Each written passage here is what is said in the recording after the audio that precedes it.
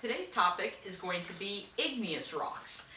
And before we can really get to igneous rocks, let's just talk about rocks in general. So a rock is an aggregate of minerals. Aggregate means a bunch of different things stuck together. So just like many minerals are, a bunch of different atoms stuck together, rocks are a bunch of different minerals stuck together. And there are three basic rock types that are each formed in a different way. There's your igneous rocks that form when liquid rock cools down and becomes solid. There's metamorphic rocks, which are rocks that are altered by heat and pressure but don't ever melt. And there's sedimentary rocks that form from weathering and erosion at Earth's surface. And in geology, we have this concept called the rock cycle. And this is a model that just describes how all three of these rock types are related to each other. So this is kind of a conceptual model of the rock cycle, where you can start with an igneous rock and you can have weathering and erosion, eventually turn it into a sedimentary rock, and then that sedimentary rock can melt again and become an igneous rock. Or it can be altered into a metamorphic rock and then can get weathered and turned back into a sediment. But basically the thing to remember about the rock cycle is that we have the rocks constantly are changing depending what environment they're in and what processes are acting on them. So just because a rock today happens to be igneous or metamorphic doesn't mean that for the rest of Earth's history it has to stay that way. So it's just driving home that idea that Earth is this sort of ever-changing planet. Alright, so like I said, we're going to be looking at igneous rocks today in particular, and these form as liquid rock cools down and becomes solid. So igneous rocks are really just, they froze, right? It got cool enough that they froze solid. And liquid rock is either called magma underground or lava when it's on Earth's surface. There's really not a difference between magma and lava other than where they are located. Now, rock doesn't melt everywhere on the planet. Right? We need certain conditions for it to melt, because if rock melted everywhere on the planet, we would have volcanoes everywhere, and we don't.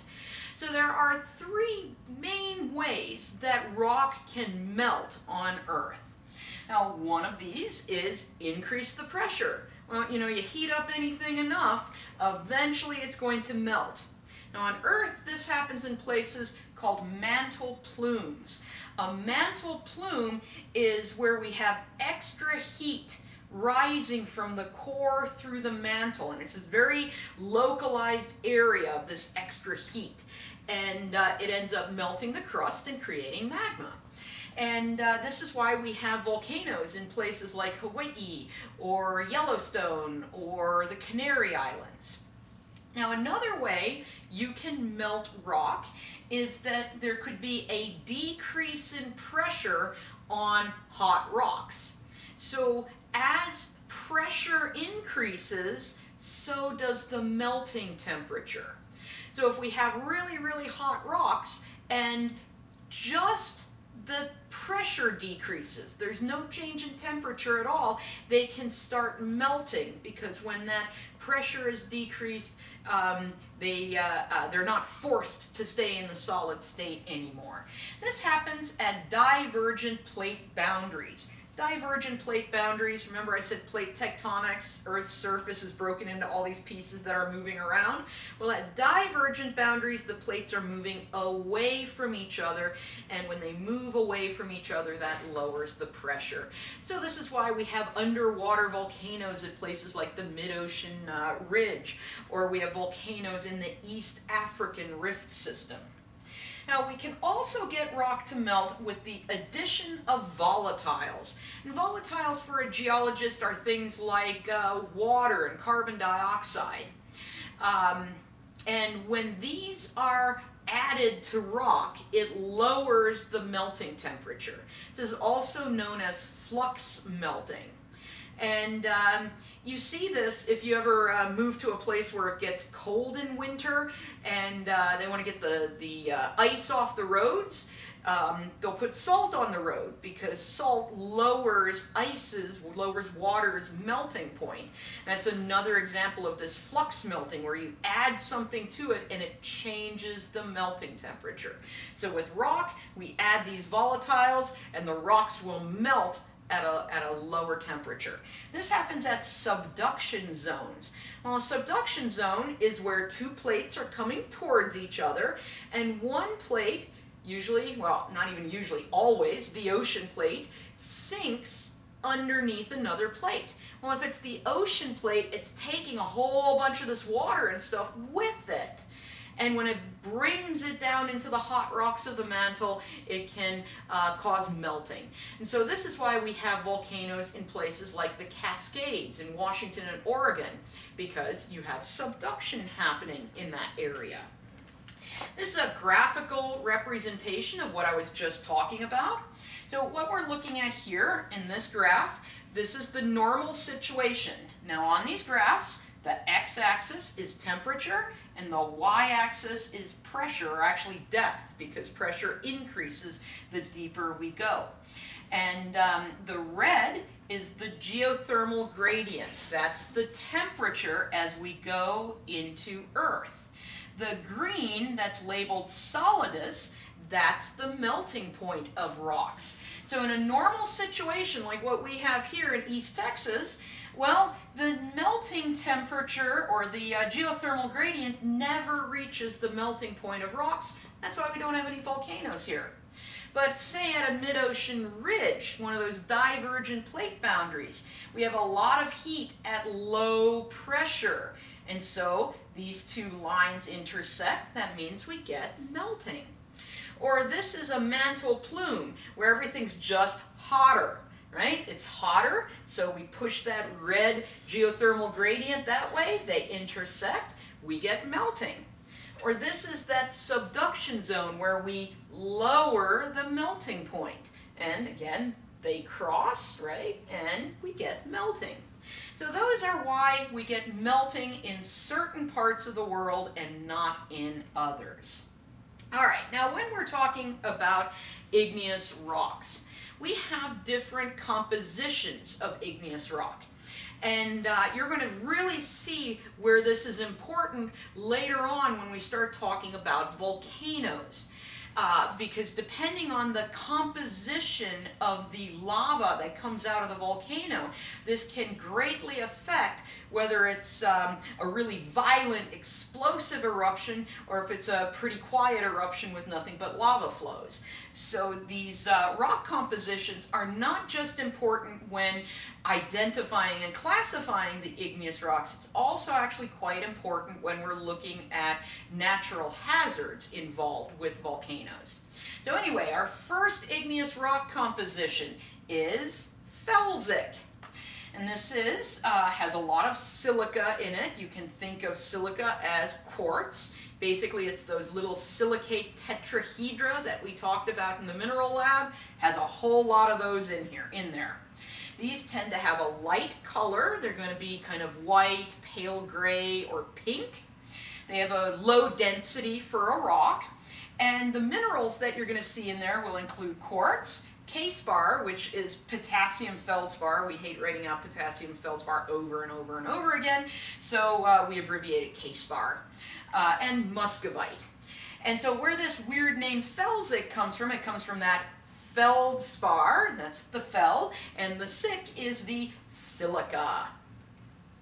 This is what a typical felsic igneous rock looks like. Very pale color there, and that's what you get. Now, we also have intermediate igneous rocks, and these have a bit less silica, so less of those little silicate tetrahedra in there. They're going to be a little bit darker. They're going to be kind of a medium gray. A little bit heavier, and the minerals you'll tend to see in there are going to be plagioclase feldspar and amphibole. And remember, amphibole is something like hornblende. And this is a very typical intermediate igneous rock. You can see it's still not like really, really dark, but you know, it's not that very pale felsic color. Now, we also have what are called mafic igneous rocks. They have even less silica in them. They're going to be dark, they're going to be pretty heavy, and they're going to have plagioclase and pyroxene minerals in them. And this is a label, so don't pay attention to that, but look at the rock, how it's very dark, black color, very typical of mafic rocks. And then last but not least, we have ultramafic. These have very low silica content. They're going to be a dark color. Oftentimes they're going to be greenish. And that's because they have a lot of olivine in them. And these are going to have a very high density. So our ultramafic rocks might look like this if they tend to have more pyroxene in them, or they'll look like this if they have more olivine in them. And those are the basic compositions of igneous rocks that we have. And this chart summarizes all that, right? We have felsic, intermediate, mafic, ultramafic, and then if we follow down in each of these columns, it's telling you the typical names of felsic igneous rocks, and then here it's showing you what minerals you might find in each of those igneous rocks. So in a felsic one, you'll have the muscovite, the quartz, the k-spar, maybe some plagioclase, maybe some biotite, and so on. In the ultramafic, you're going to have almost entirely olivine and pyroxene.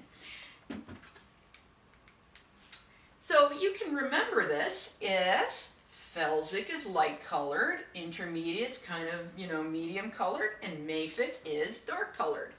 And those are not the cat's names. That's Sika, that's Bob, that's Joe. Unfortunately, only Joe's still with us. But anyway, my cats. And a glass of wine. Okay, so how do we get these different compositions of igneous rocks? Well, this question was something that a mineralogist who worked in the first half of the 20th century was curious about. His name was Norman Bowen, and so he conducted a whole bunch of different experiments where he'd take all kinds of different rocks and he would melt them, and then he would watch them cool down and watch what minerals would form as they would cool. And after lots and lots of experiments of melting a bunch of rocks and watching the magma cool down that created those, he came up with something called Bowen's reaction series. And this is very, very important. And it's one of the things that affects or how we get different compositions of igneous rocks. So what Bowen discovered in all of his experiments was that as magma, as this liquid rock, cools, minerals crystallize in a systematic fashion according to their melting points. So basically, different minerals have different melting temperatures. Some will melt at really low temperatures, some at really high. And so as they start cooling down, the ones that have the highest melting points are the ones that are going to cool and become solid first. And he also determined as these minerals crystallize, the remaining melt changes composition. And this should make sense because let's think about this. If the minerals that are crystallizing are made up of a whole bunch of iron and magnesium, they're going to be taking that iron and magnesium out of the magma, and so the magma is going to have less of those elements. So that magma is changing composition. And here's the weirdest part of what he figured out, is that the earlier formed minerals can actually chemically react with the remaining magma and then form a different mineral. So this mineral forms, and then it has this chemical reaction with the remaining magma and creates a different mineral. So, what does Bowen's reaction series look like? And yes, you must know this. So what we're looking at up here, this is the highest temperature, down here is the lowest. Here you can see some of the different rock compositions, ultramafic, mafic, intermediate, and felsic. And this is going to be showing you which minerals are forming. So let's start with this side, which is called the discontinuous series. So what this is telling us is as our magma cools down, the first mineral to form is going to be olivine. And then olivine is going to stop forming, and it's going to react with the remaining melt and start forming pyroxene. And then pyroxene is going to stop forming, and it's going to react with the remaining melt and form amphibole, and then biotite. And then the last minerals to form, which form at the same time, are potassium feldspar, muscovite, and quartz. Now, at the same time, while this is happening, plagioclase is forming through this whole time.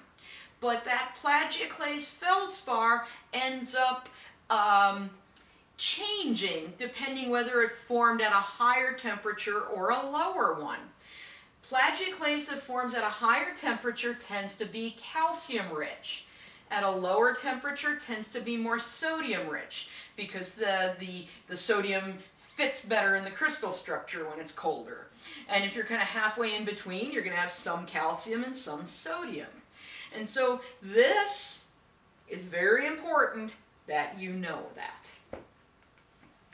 All right, so let's take a look then at what we call magma differentiation and evolution. Basically, it's how do we get different magmas to exist on Earth, and what affects the composition of the magma that we get.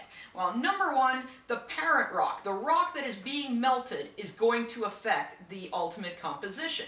I mean, let's say we melt a rock that has 0 iron and magnesium in it. Well, the magma is not going to have any iron and magnesium in it if the parent rock didn't have any. So the parent rock does play a role in what composition magma we get. Now also, partial melting is important, and partial melting is exactly what it sounds like. The entire rock doesn't melt, only part of it does. So I'm going to come back to here, and remember, olivine has the highest melting temperature, these have the lowest melting temperatures.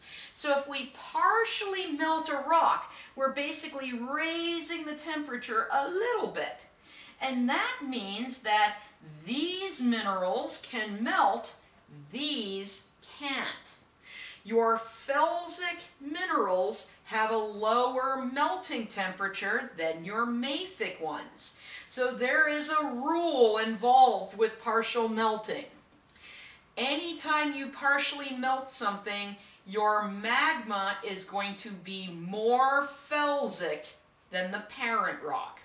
So basically, if we partially melt an ultramafic rock, we get a mafic one. If we partially melt a mafic one, we get an intermediate one. If we partially melt an intermediate one, we get a felsic one. If we partially melt a felsic one, we get some weird stuff that you're not going to learn about until you take igneous petrology. And so in any case, just remember, partial melting means we melt part of the rock, so some of the minerals melt, some of them are going to get left behind. All right, another thing is fractional crystallization.